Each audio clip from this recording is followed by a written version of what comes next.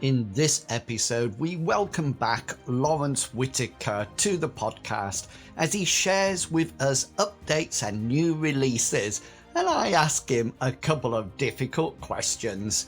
Welcome to the Mythras Matters podcast, Season 1, Episode 46, New Releases and Exciting News.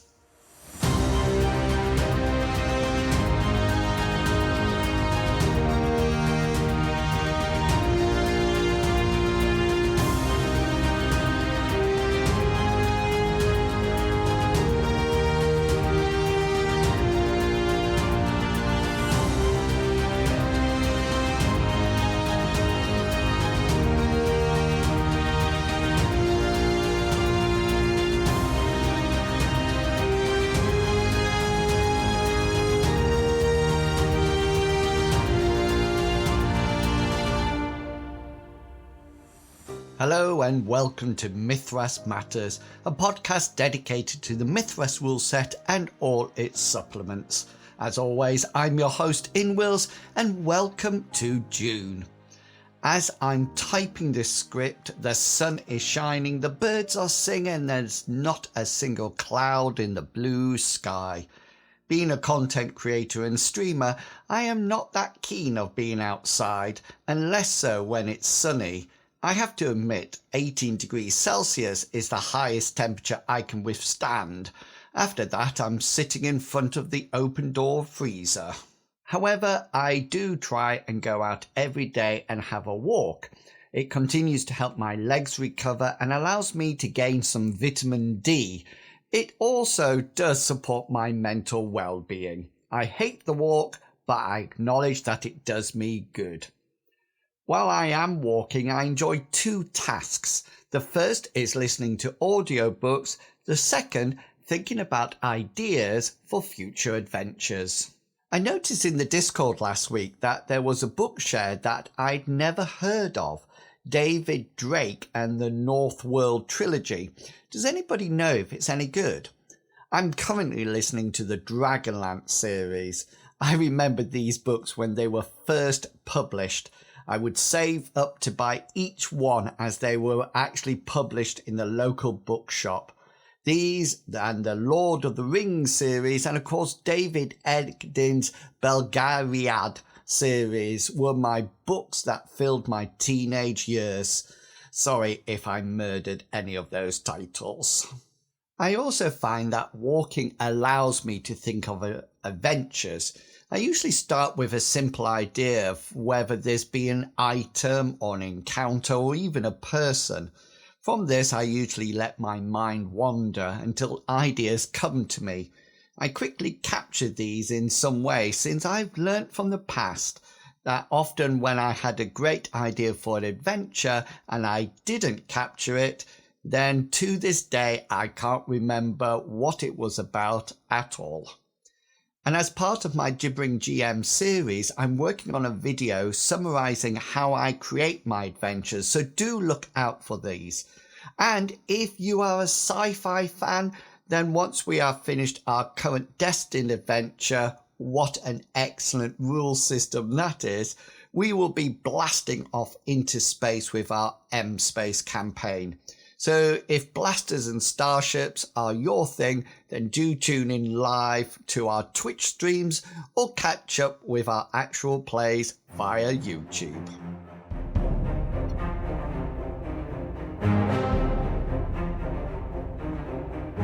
I'm always surprised how many products the design mechanism produces, and I felt that it was time to ask Lawrence back to share what is coming out in the future.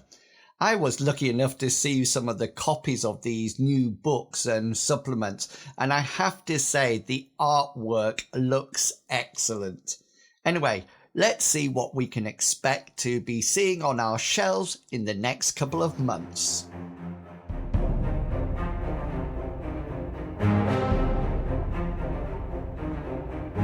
Welcome back to the podcast, Loz. It's lovely to have you here again. Just in case people don't know who you are, would you like to introduce yourself and say what you do? It's lovely to be back here with you, Ian, and thank you ever so much for inviting me on. So, yes, who am I? For those of you that don't know me, I'm Lawrence Whitaker, also known as Loz, L-O-Z, and I am the co-founder of the Design Mechanism, co-author of the Mythras Rules. I tend to be kind of the public face of the company, and I do a lot of the publication and pipeline management, along with a very, very able and far more talented team than I am behind me.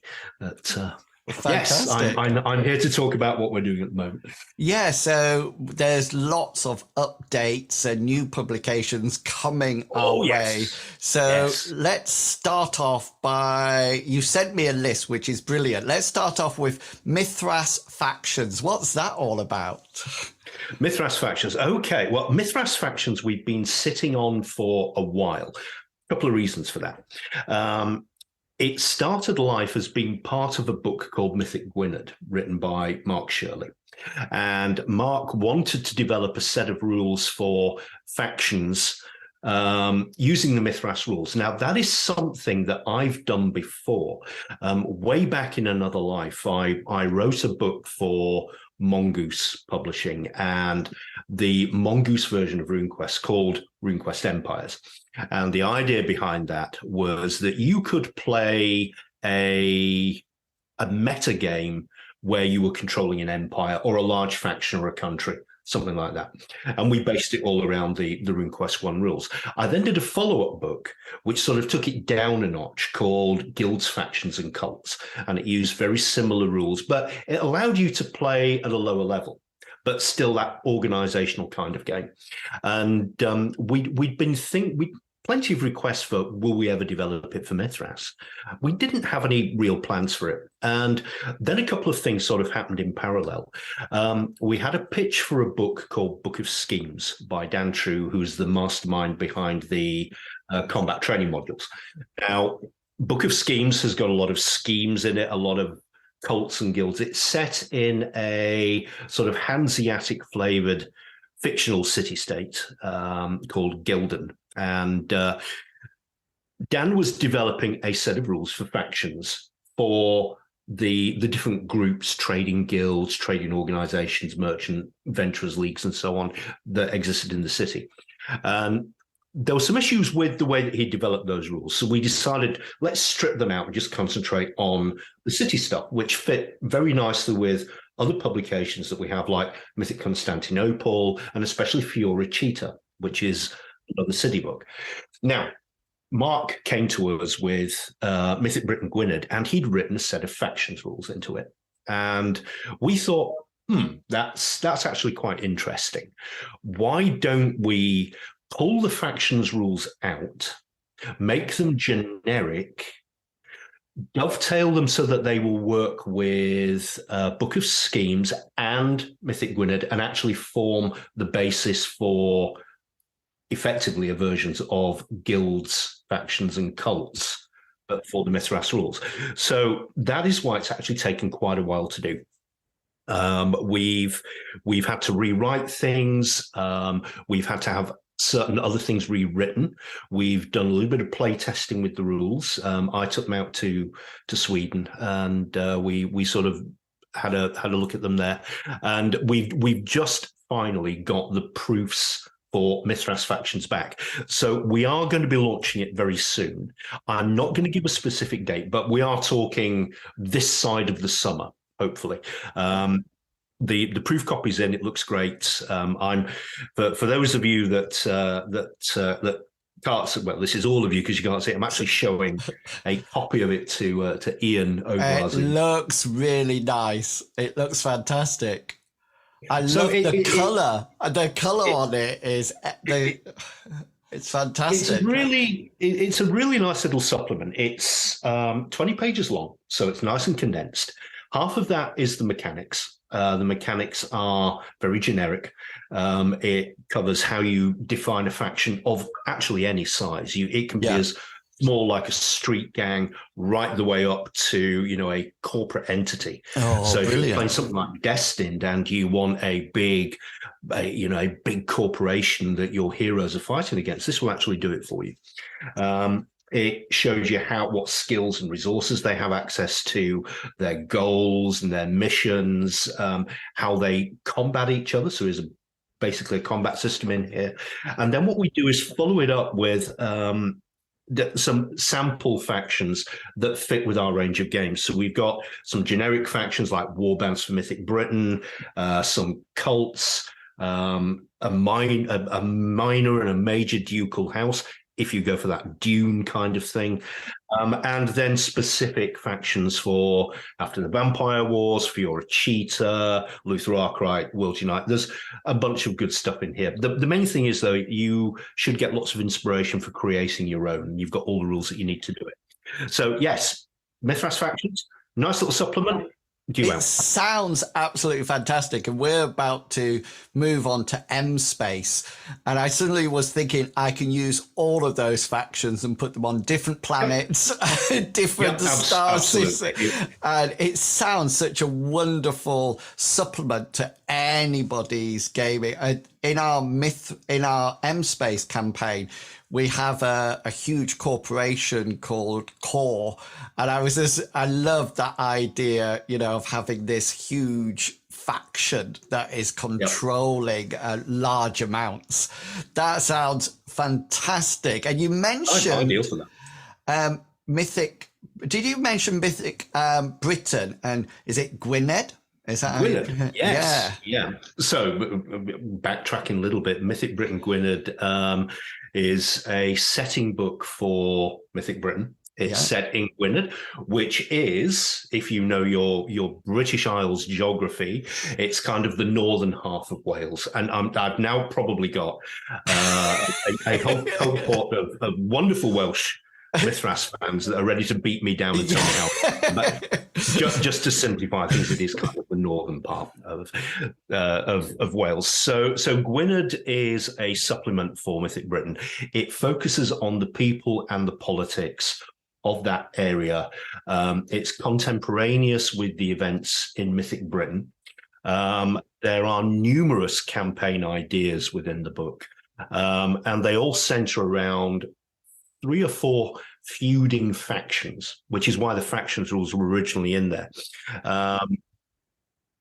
They're all vying for power. They all have different allegiances, some with the Black Shield Irish, some with Powys, which is another region in Wales, some with the other tribes of Britain. But there's a lot of mashing out. It's very Game of Thrones-ish. And you have all the background, all the characters, all the personalities, plus about 4 or 5 scenarios that are ready to play out of the book in that area. Excellent. So Mythic Britain Gwynedd, showing a copy to Ian. This is just finished proofing. Who did the artwork for that? That artwork is excellent. That is a James Turpin piece of art, and it's depicting the head of Bran the Blessed. I will say no more for fear of spoilers, because it's one of the scenarios in the book. But this is 52 pages, fully fleshed out. There's months of campaign life in this book. It's very, very sort of well put together. It introduces the factions, the different families, their bloodlines, what their goals and aspirations are, their relationships. Then it digs into the scenarios. And if you're playing in a Mythic Britain campaign, there is actually a great lead-in from playing elsewhere in Britain and coming into Gwynedd and then getting involved with people. So great little start. Sounds excellent. I've never, because I create my own campaign setting for Mythras, but I do have Mythic Britain. And is it Waterlands? Is that Waterlands? Yes. Yeah, I have that as well. So I'm going to be tempted, I think, to create another campaign setting, because I've heard so many great things about Mythic Britain. So it's fantastic that there is this additional area. Yep. And one of the things that I really like about Mythras is that I buy a lot of these supplements and there's always something in them for me. No matter which of the games I play or where my setting is, I always open them up and think, oh, that'd be fantastic. I can slot that in there, or I really like this idea and this concept. And I think that's one of the strengths of the design mechanism and all its supplements, that you can manipulate and change, and there's so many great ideas and adapt them for your campaigns. So sticking with mythic and the word, we've got Mythic Constantinople, The Curse of Triton. Now that sounds like, is that an adventure or? It is, yes. So we have a scenario coming out. I've just finished some of the layout corrections today, and some of the sort of page cross-referencing, which is one of the last things that we do before we get a proof copy of the book. It's set obviously in Constantinople, as the name suggests, and it's a scenario that's actually quite complex in its structure. It deals with a pirate that has more or less laid siege to Constantinople, brought sea traffic to a halt, and is issuing demands. It's wrapped up with an ex-general who may or may not have upset some quite powerful people, and what happens when all these things collide. It's got a bit of everything in it. It's got an excellent sense of place. You really get a feel for being in 15th century Constantinople with it. The author is Bernd Hilsland. This is his first attempt at doing a scenario, and he really does know his stuff. He really does conjure a very good sense of the religious affiliations that exist in the city at that time, and then works in elements of Greek myth, some Babylonian myth as well, for the fans of Mythic Babylon, and a culmination. I won't say where, again, spoilers, it is a scenario, but it's a very evocative adventure. And it's that I'm hoping is going to be out during the summer, but I won't again give a specific date in case we have to go back. At this point, I would love to know, what's your favorite setting? Out of all the mythic. That's loaded. That's a loaded question. It would have to be Mythic Britain, because that's the one that I wrote, and it's the one that I probably invested most time in. It's the one that I keep going back to time and time again, followed very closely by Lyonesse. Yes. Yeah, which is a fantastic, and the only campaign I've ever played in, because you GM'd it for us, and I've never. We're working on a Lyonesse release at the moment. I'm doing some line editing for a manuscript it's.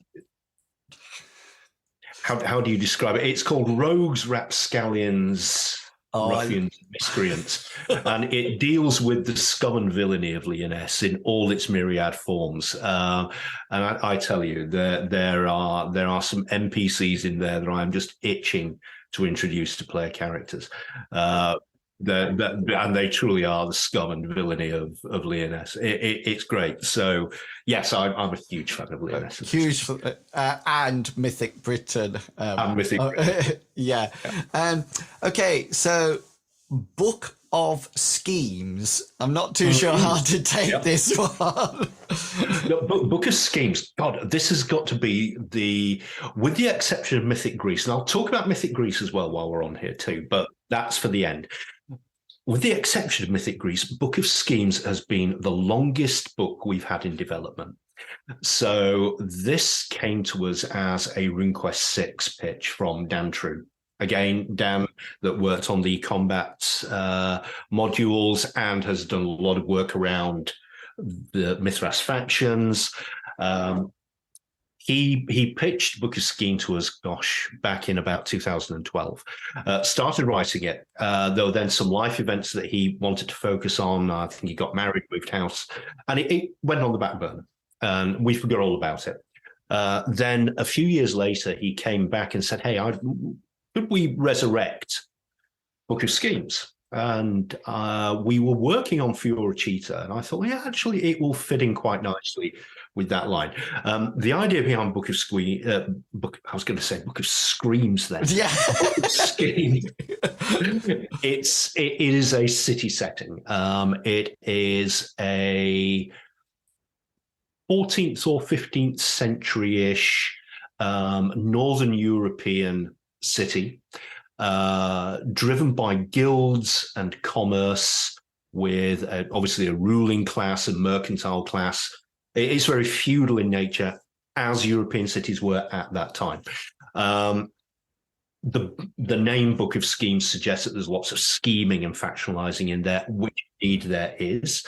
And Dan has done a really great job of creating a city that is, one, contemporaneous with Fioricita, two, could work very, very easily with Mythic Constantinople, because it occupies a similar kind of area. You know, if you wanted a fantasy version of any of the German city-states from that time, you could use Gilden from Book of Schemes to do it. But it's also a good fantasy standalone thing. What it reminds me of most is some of the cities that you saw in the old Warhammer fantasy role-playing campaigns, Death on the Reich, The Shadows over Bogenhafen. It's got that very kind of Northern European Germanic feel. Some quite dark things in there. So it's been in development a long time, but we have finally got it all finished. So we are doing proofing corrections and indexing the book at the moment. It had to go on hold because we had a couple of problems with the file. That was my fault, not anything to do with the author. So we've had to go and make some corrections to that. We're redoing a little bit of the layout. Once we've got that finished, we have to do the index for it, go off for proofing. So that's probably going to be a bit further on through the year. Again, no firm date, but it will be out this year without a doubt. And so another good addition to our sort of informal cities line of books, Constantinople, Fioricita, and now Book of Schemes. I'm actually hoping to do an episode. I want to get all these city creators, you know, these people what a great idea, yeah. And sort of like bring them all together and start to talk about creating a city, you know, from whether or not it's a fantasy city or the city in Destin that with Mike and Brian created and things like that. But I think it'd be a really good idea to bring them together. You mentioned Mythic Greece at the beginning of that. Is there something to talk about Mythic Greece? There is. We've play tested it. I have played it. I have created a character for Mythic Greece and seen go through sheer hell as well. So yeah, Mythic Greece is. I think a lot of people have sort of lost hope for it ever coming out, but I can assure you that Pete has been working very hard on it and still continues to work hard on it. It's now in a state where we do have a working play test of it, and we played a mini campaign when I was in Sweden back at the start of March. What can I say about it? It's got everything that you would want from a game about Greek heroes and myths. The gods hate you. They are out to get you. They will get you. It's just a question of when and how. Rather than what and if, but when and how. But it's a lovely. It's a lovely take on that whole Hellenic period. With it being a Pete Nash book, it's been meticulously researched. That's why it's taken so long. But the game mechanics are tailored very, very specifically to playing heroes in that level, which means that there are some actual changes to the core Mythras mechanics. Some of the skills are treated differently. For example, a lot of physical activities are rolled into the athletics skill. They've actually been broken out for this. So we have a separate skill for running, for wrestling, for climbing, for swimming, for the simple reason that those were all Olympic sports, frequently crop up in a lot of Greek myths. So they are treated as individual skills. a very, very comprehensive character background system to establish familial relationships. I said the gods are out to get you. The gods may be out to get you not for something you did, but for something your father did, or your mother, or your cousin, or your second cousin twice removed, or the wife of your second cousin twice removed, who did something bad. The gods are going to punish you for it, and it's up to you to figure out how. So there's a lot of detail in that. There are fresh rules in there for measuring glory. Fresh rules for running campaigns at various levels. So if you want to play a very sort of grounded, more or less historical level where the gods are distant figures to be blamed more than worshipped, then you can do that. Or you can take this up to the truly mythic level where you are playing contemporaries of Heracles, Perseus, and the Greek heroes. You are playing at that level where you may well be a demigod or blessed by one of the gods. So it has different power levels that which have very different effects on the rules as well. So it's coming, is what I'll say. But please, everybody, continue to be patient. It will be patient. Yeah. Well, one thing that I notice is that the actual game mechanics are constantly evolving, and when new publications come out or new sets of rules, you can see that that certain areas are evolving. And we had a couple of years ago, we had the Mythras Companion came out that sort of like put all those rules together. Do you think there's going to be something like that will come out again in the future to almost like more than likely? I mean, there's a lot of things that came out of Destined could easily be tooled for the broader Mythras family. I think there are some things in Lyonesse as well that could do that. So yeah, there's plenty of scope for that. We don't have any plans for one, but that isn't to say that we won't in the near future. Yeah, and I must. We're playing Destined at the moment and absolutely loving it. And with Mythic Greece, you talked about the different, almost like power levels that is very much in Destined. Is there anything lurking in the backgrounds for Destined? Because I know our group absolutely love the rule set, so we're keen to see what's going to come out for it. Yep. We have 2 scenarios in the works at the moment. They're both in manuscript stage presently, so they haven't gone into that sort of final production leg. The first one I'll talk about is Power Outage. That's written by Mike Larrimore, the chief architect of Destined, and it's very much an introductory scenario for new heroes. It's designed to bring players in, establish their heroes, give them a big bad to go against. It's quite linear in its structure, but it's quite succinct as well. It's very self-contained, but there's enough in there for you to then spin off a campaign, because of course the great thing about an archenemy is they always get away, or they've always got others. So it's framed very much from that. But you could take an existing group of heroes and put them in there at the same time. But it is designed to bring new players in. We then have another scenario, and we haven't quite decided on what it's going to be called yet. There's a couple of names that we're thinking of. That's been written by a chap called Gullyfoyle. And that again is it's more designed for placing any superhero group in and playing rather than being an introductory adventure. And it also begs the question at this point that I'll ask you: what power level would you play at in Destined? Is it street or epical? No, I'm a very streets kind of guy. My favorite superheroes are Batman and Rorschach. So that's that. Yeah. I go for that. I'm not a big fan of the the flying around can leap mountains with one bound. I much prefer the street level, the gritty stuff, the Daredevils, the Batmans, the so Rorschach. more DC rather than Marvel then. Um, I suppose. I mean, they both go to weird extremes, don't they? But yeah, I would more. When I watched some of the superhero stuff on TV, I gravitate a lot more to Daredevil and the Punisher than I did for any of the MCU things.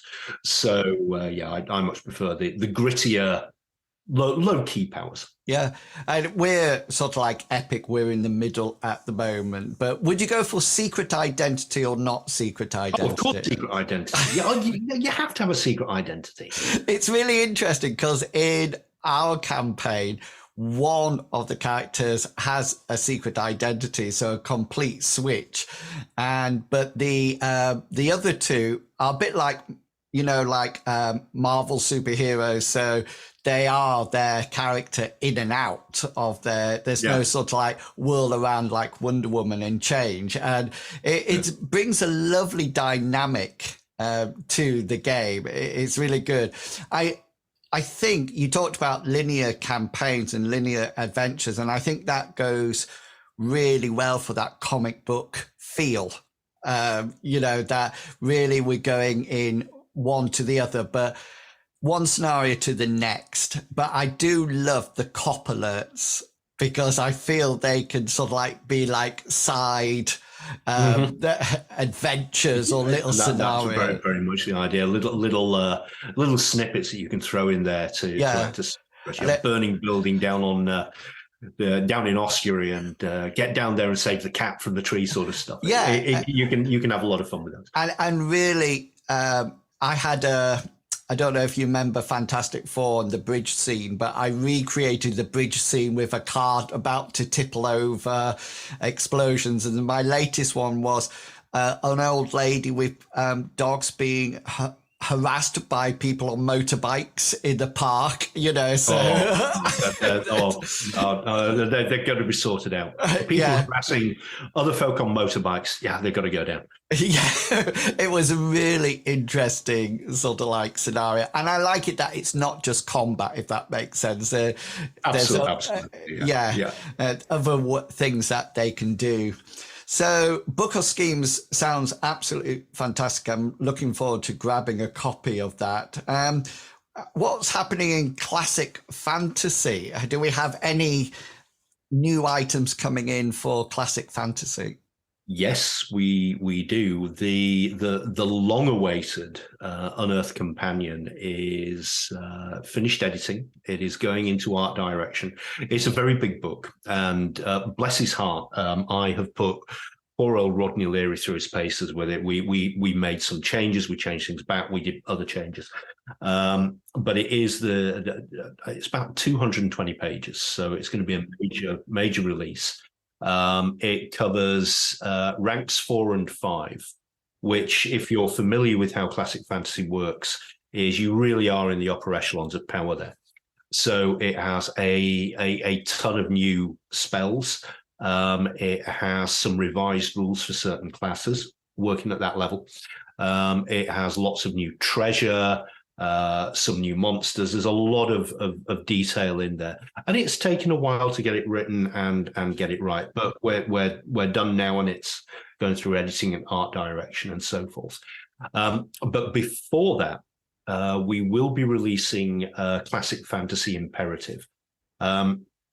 And Classic Fantasy Imperative is really our response to what's happened with the whole OGL blow up from the start of the year. There's obviously been a lot of interest in additional game systems, especially with third-party creators. We've seen people downloading Mythras Imperative in much higher numbers since the start of the year than we have before. And we thought, well, why? Obviously, these are people that are coming from a Dungeons and Dragons background, or even a Pathfinder background. So they're used to fantasy in a certain kind of way, in a certain kind of style. We decided that we would release an imperative version of classic fantasy. So it is a slimmed down version of the rules, completely self-contained. Actually goes from ranks 1 to 5. So you can run a complete campaign all the way up to the maximum level with the imperative rules. But of course, if you want to get the most out of it, it is designed to complement and work with the Classic Fantasy core rules, Mythras, and the Unearthed Companion when that comes out. But this is going to be a free release, and it will be released in two ways. It will have a nice laid out PDF version of the document. There'll be some artwork. We've commissioned some new cover art. That'll come out in a nice sort of glossy version for people to download for free. If they want a hard copy, then it will be issued at a nominal cost. We'll cover our costs on that. But it will also be available as a free Word document. And we're going to make this a fully open system. We'll either issue it under the ORC license, which is being produced by a consortium, really, of people from the Paizo side of things. So we've got a lot of experience in developing that kind of licensing. And it will be completely open. You can take a copy of Classic Fantasy Imperative, and you can create your own game. If you want to take material from another ORC product and mash it together and publish it, you'll be able to do so. You won't need our permission. You'll have our full blessing. It will be a truly open system. And we haven't done that with Mythras before. Because we're going to be issuing Classic Fantasy Imperative under the ORC license or something similar, we're going to do the same with Mythras Imperative as well. So Mythras Imperative will become an open system. You won't need our permission to take those rules, build on them, use them, reinterpret them, do whatever you like with them, again, with our blessing, as long as you abide by the terms of the license that's being used. And most of that is really around giving fair attribution to the source. So it's going to be an exciting time for opening Mythras up in two different ways to more and more people. And I'm really looking forward to releasing it. Classic Fantasy Imperative will be out before Unearthed Companion. And that's probably right and proper, actually. Yeah. Because there's a lot of material in Unearthed Companion that players of Mythras Classic Fantasy and Classic Fantasy Imperative will be able to make use of, but will want to get to grips with the core of the system. Yeah. That sounds brilliant. 200 pages sounds huge.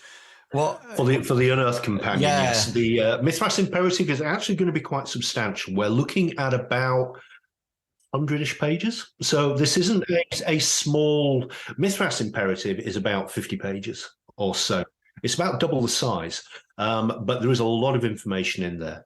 You will be equipped right out of the box. Right. I was trying to think what other supplements are 200 pages, because Leoness Mythic Britain is 220 pages. Monster Island is just shy of that's about 212. Lots of our books are in that sort of size range. It's not out of kilter. In fact, Classic Fantasy itself is 260-ish, I think. Yeah, it's around there. It's a hefty tome. Hefty tome. Yeah. While we've been talking, I've been trying to link to podcasts, episodes that we had Dan in, or we've had, but I haven't, or we had Rodney in to talk about Classic Fantasy, but I haven't been able to work that quick. But after this interview, I'll put some... I think let's get Rodney in to talk about. He can give you the long, painful saga of Unearthed Companion, and then how Classic Fantasy Imperative came about, because it actually started life as a different project that we shelved.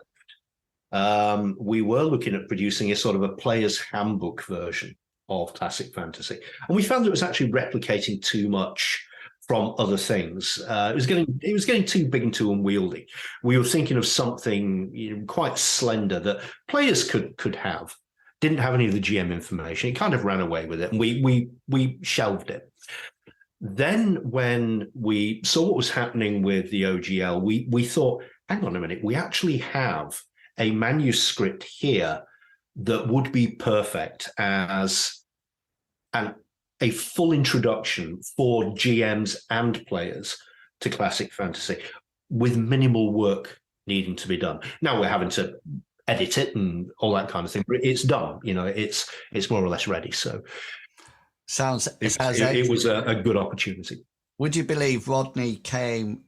We did a podcast. He was in April the 1st, 2022 was his. It's about time you had him back on. Yeah, and I think he hinted at the Unearth companion bit. I think he hinted. Yes, he's been working on it for so long. Yeah, so it'll be brilliant to have Rodney back on. You've been hard at work, all of you. It's amazing. Anything else that you need to tell us about, Loz, that's coming up?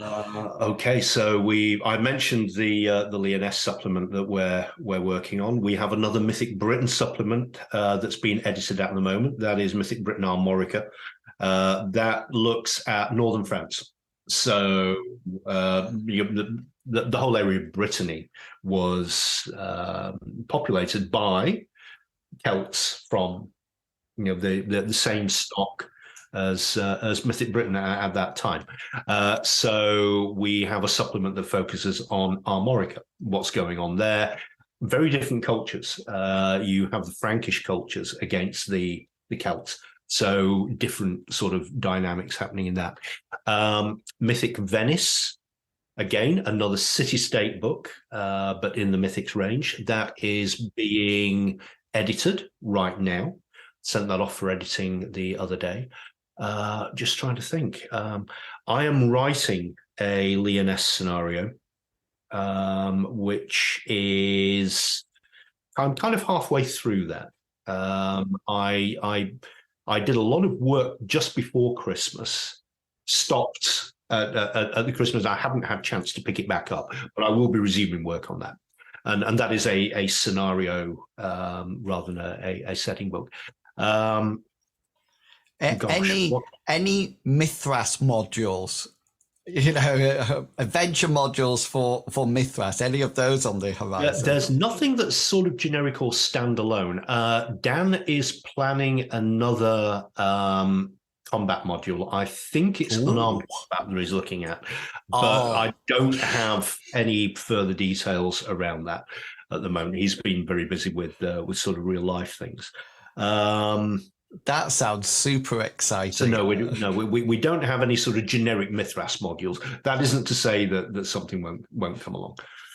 That sounds absolutely brilliant. I think there's so much going on, and I really do not know where you find the time, Loz. I really do not. Neither do we. I mean, it's not a full-time job for any of us. We all have day jobs, so it takes us quite a while to sort of, especially when we've got so much going on, and that's why we've been very quiet for the past few months. We've got a lot of balls in the air. A lot of things at different stages of production. I wanted to actually stop and take stock of what we're working on. I mentioned that we had a couple of problems with files, and we actually used the wrong file for layout, so we had to stop, think about where we were going wrong, put some new governance procedures in place. So we decided to get all that right. All that is now done. So we're back hard at work on various things, and I couldn't do this without the production team that works with me. They're fantastic. So Connor, that's our art director and chief layout person. She keeps me in line. Brian, who handles all the editorial side, a lot of our commissioning side, he works incredibly hard on communicating with our editors. And looking at what we should be working on next. So between us, we manage the pipeline. Other things that I should probably mention, we are going to be changing the website. Our old website for designmechanism.com is going to be going away probably in the next few weeks. We're going to merge it with our big commerce site. So if you type into a browser, www.thedesignmechanism.com, you'll actually come to effectively our storefront. We don't need to have two web presences as we have done. So we're going to be migrating our domains over there, and we will have, I think we already have all the free things and the free downloads. They're all replicated on the new site, and it looks cleaner and nicer. It's actually easier for us to manage. So that's the other thing that fantastic. So much. And I was just thinking it would be lovely to talk to some of the artists as well on the podcast, but I'm not too sure whether or not artists and podcasts go together. I don't know why. I think it's a great idea. We've got some exceptionally good artists that work with us, and I think that Soph could certainly talk about how we commission art, how she puts together a brief for it, and then how she works with the artists to develop that brief, what we go through with preliminaries, color palettes, that kind of thing. And if we could get some of the artists in to talk about their work and how they approach it, I think that'd be a lovely idea. Because it's universal, isn't it? We're a very visual medium, role-playing games. And I don't, everybody loves the gorgeous art that we see in so many things. But there's probably an underappreciation of what underlies all of that creative kind of process. So I think it's an excellent thing to talk about. And back in November, you and Brian talked about publishing work through the design mechanism and that procedure. So if anybody's looking to do anything like that, if you go back to the 1st of November 2022, there's a full episode all about how to publish, absolutely, right. How to the stages that it goes through, and what the best way to approach it with a brief and things like that. So brilliant. We've only really just scratched the surface here. There's a lot more that's sort of bubbling under in different stages. The things we've covered are things that are imminent or at a very advanced stage of development, but we've got at least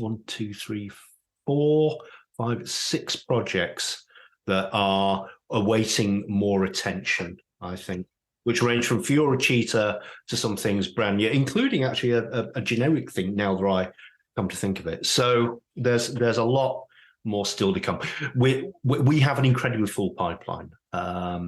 If people are interested in developing things with us, it will take a long time. We have so much that we are currently working on.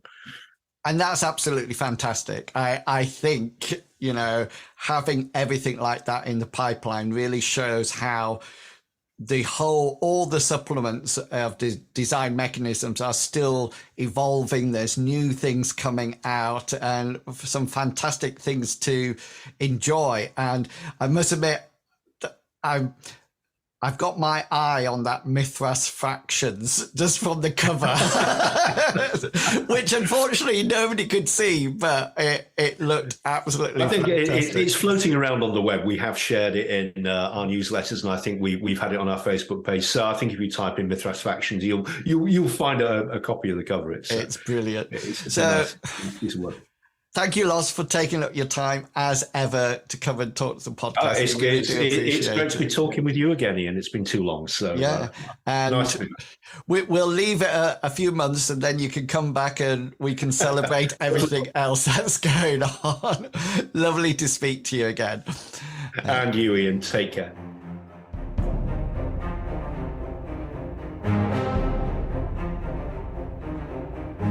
Thank you as ever to Lawrence for coming back to the podcast. Some exciting things coming out in the future. And remember, if you would like to contribute to the podcast, then why not drop me an email or message and let me know what you would like to cover. I'm always looking for reviews or interviews with people. So if you're interested, you can email me at inwils@gmail.com or send me a message on the various forums and discords I frequent.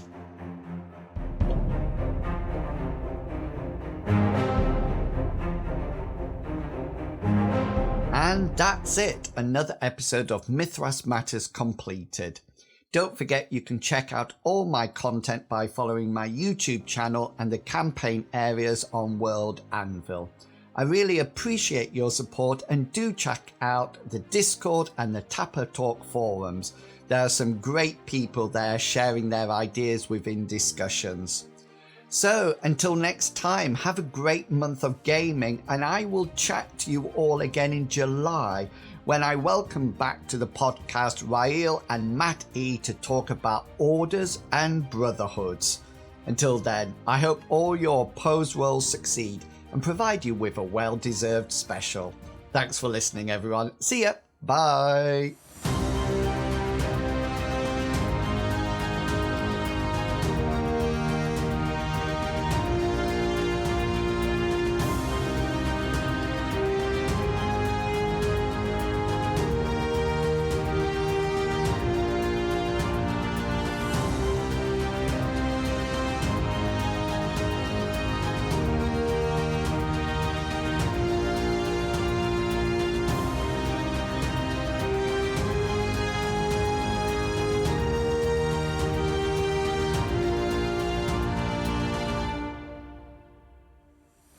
The content of this podcast is covered by the Creative Commons Attribution 3.0 license, so please give appropriate credit if you are sharing or copying any part of this podcast.